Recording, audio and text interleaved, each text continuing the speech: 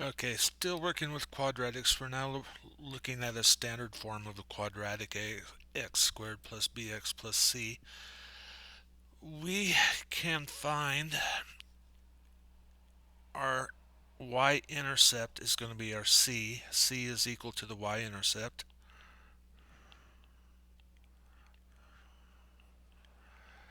And we can use our b and a terms to find the x value of our x or our axis of symmetry, and that is equal to negative b over 2 times a.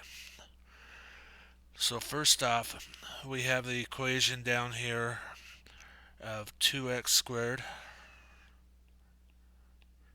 plus 8x minus 1. So right now we know that our y-intercept is 0 minus 1. So we have that as part of our graph. Now we're going to go negative b, which is 8, over 2 times a, which is 2. So now we get our x, or our axis of symmetry is x equals negative 2. Now we can go back into our original equation and substitute negative 2 in for the x's.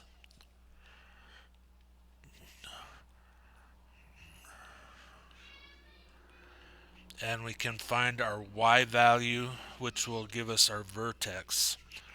So negative 2 squared is 4, that's 8, minus 16 minus 1. So our vertex then is at negative 2 and negative 9. Okay, so just doing algebraic work to find vertex and axis of symmetry. Um, so we have 3x squared minus 2x. So first off, our y-intercept is going to be 0 and 0 because there's no c value. Or actually, it might not have a y-intercept. I'd have to graph that to be sure. Some might not have y-intercepts, so I'm going to erase that because I don't know that for sure. Alright, so we're going to go negative b over 2a, negative b over 2a. So our b value is already negative, so it's going to become positive 2. And we're going to go over 2 times a, which is 6. So our x value for our axis of symmetry is x equals 1/3. We're going to put this back into the original equation. 3 times 1/3 squared minus 2 times 1/3. So this will be minus 2/3. 1/3 squared is 1/9, and that would equal times 3 would be 1/3. So our vertex then is 1/3 and negative 1/3 for the y value. Doing problem number 2 here, we have negative 6. Our y-intercept, by the way, is 0 and 5. We have negative 6 over 2 times 1. So our y value is negative 3 for x value for our axis of symmetry. So the axis of symmetry is negative 3. We're going to put that into the original equation, negative 3 squared plus 6 times negative 3 plus 5. And we're going to get 9 minus 18 plus 5, and that's going to be 9 minus 18 is negative 9 plus 5. So our vertex is going to be negative 3, negative 4.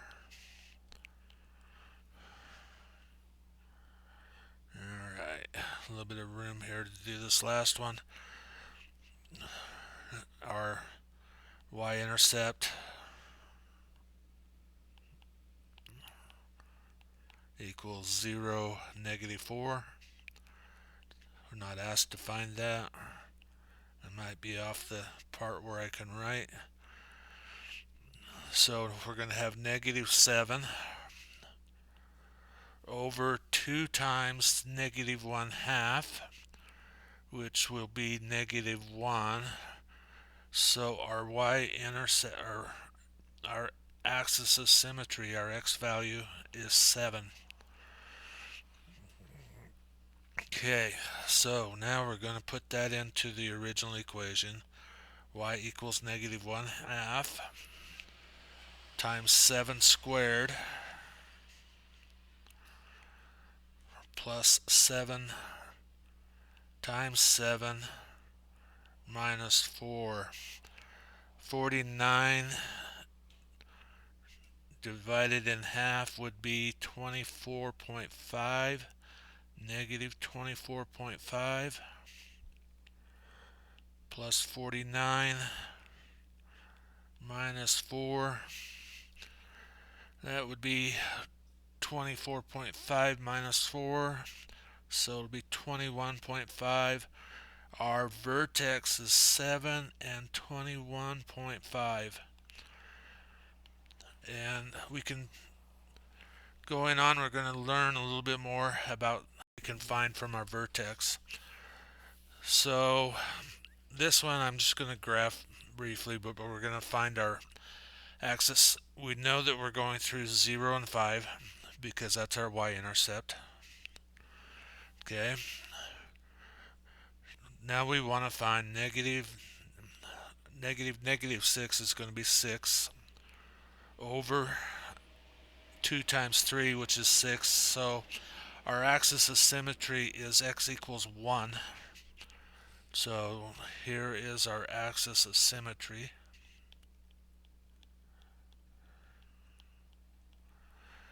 Now we need to substitute that in to find our vertex. 3 times 1 squared minus 6 times 1 plus 5. So we have 3 minus 6 plus 5. 3 minus 6 plus 5 is 2. So our vertex is at 1 and 2.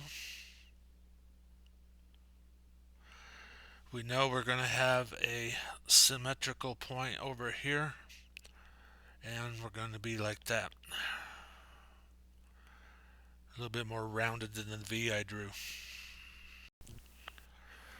Okay, so what we can do when we find the vertex is we can find the maximum value or the minimum value. So if the equation has a negative a, or a is less than 0, the parabola is going to open downward, meaning that there would be a maximum value. If the a value is greater than 0, the parabola is going to open upward and have a minimum value. So here's the function we're going to work with here. Negative 4x squared minus 24x minus 19. First off, we know that it has a maximum value because it's negative. So we have that in our books. So now we want to find our axis of symmetry and then find that value. So we're going to go 24 because negative b over 2a, which is negative 8. Our axis of symmetry, x equals negative 3. We're going to put negative 3 into our equation. Negative 4 times negative 3 squared minus 24 times negative 3 minus 19. Alright, 9 times 4 is going to be negative 36. I can use negative 24 times negative 3 because I would be minusing a negative, and that's going to be 72, and that's minus 19. Be 36 minus 19, and that would be 17. So 17 is our max, and the vertex is going to be at negative 3 and 17. So let's look at finding maximum or minimums here. First off, we know that the first equation is going to be a minimum because it's positive. So we're going to have 8 over 2a, which is 16. So our axis of symmetry is 1/2. We're going to substitute 1/2 into the equation to find our minimum value. 1/2 squared minus 8 times 1/2 plus 6. 1/2 squared is 1/4. 1/4 of 1/8 is 2.